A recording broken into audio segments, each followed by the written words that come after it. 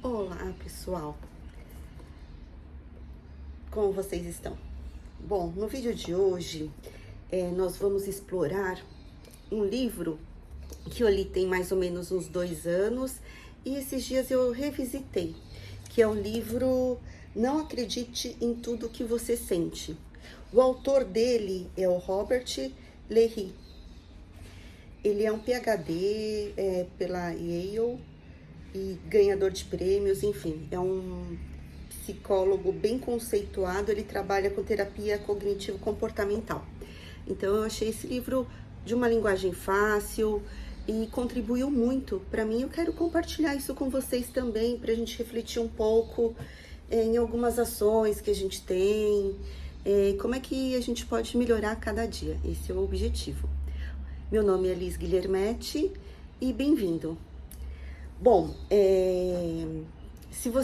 quero saber se você já se pegou pensando em suas emoções, aquelas que parecem realidade ou seus pensamentos. O autor fala muito disso, diferença entre pensamento e emoção. Eles são diferentes? Sim, são diferentes. Algumas das emoções que o autor até fala aqui, quais são? Eu anotei aqui. Emoção ele fala que ansiedade é uma emoção, decepcionado é uma emoção também, culpado, magoado, inspirado, solitário, amado, são emoções. E alguns sentimentos que eu vou dar como exemplos aqui são tristeza, alegria, e algumas vezes eles se confundem. E é possível a gente ter controle sobre nossas reações emocionais, tá? O autor, ele começa desafiando o leitor, nós, né, numa ideia muito comum na nossa sociedade, de que nossos sentimentos são sempre verdades absolutas. Será que são? Você já parou para pensar que às vezes o que a gente sente nem sempre é verdade? Muitas vezes achamos que uma emoção negativa, como tristeza ou raiva, define quem somos, ou que aquilo que estamos vivendo naquele momento. Mas será que é um reflexo da nossa realidade? Ele nos ensina que os sentimentos, eles não são fatos. Ele desafia a refletir o impacto das nossas interações e fazer a percepção das nossas atitudes também, e dos nossos pensamentos e das nossas sensações. Quantas vezes acreditamos que algo era o fim do mundo, apenas para perceber que depois a nossa reação era exagerada ou desproporcional à situação.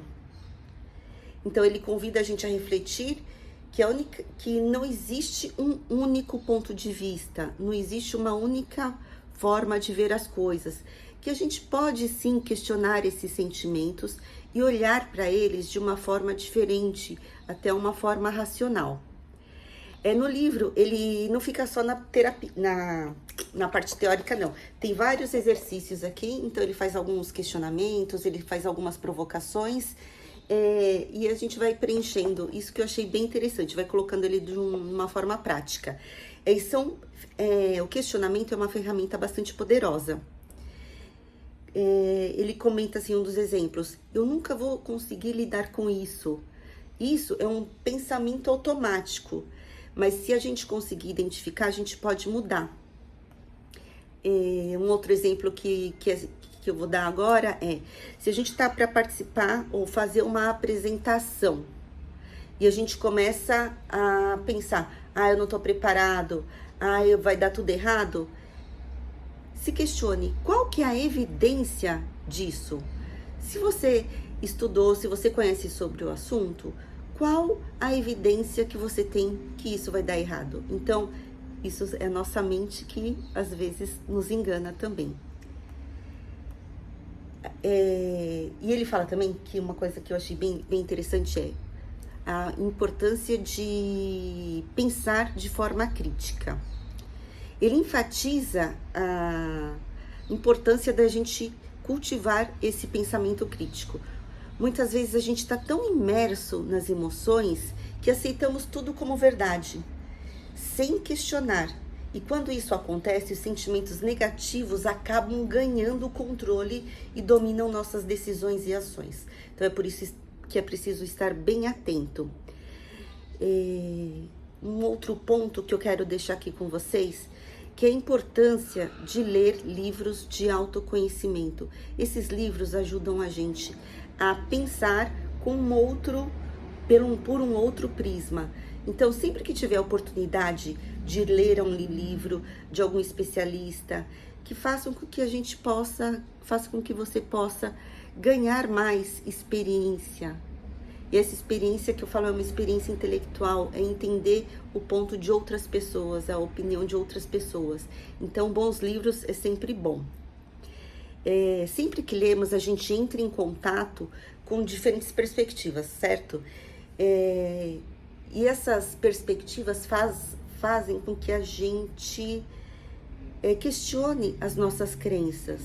Elas nos ajudam a entender como a nossa mente funciona e como a gente pode melhorar a nossa relação com esses sentimentos. Quando a gente investe na leitura de um bom livro, estamos abrindo nossa mente para um aprendizado contínuo que nos ajuda a crescer. Eu te convido a refletir.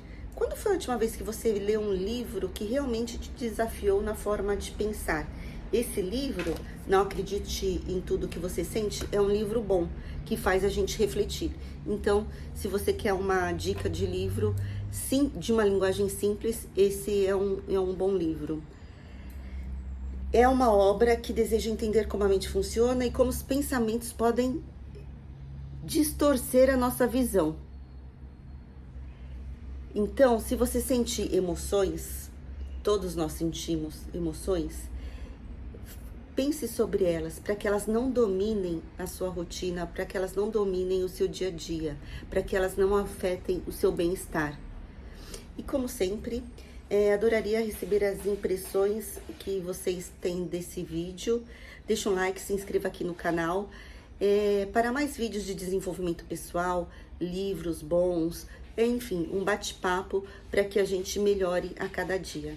Obrigada e um beijo.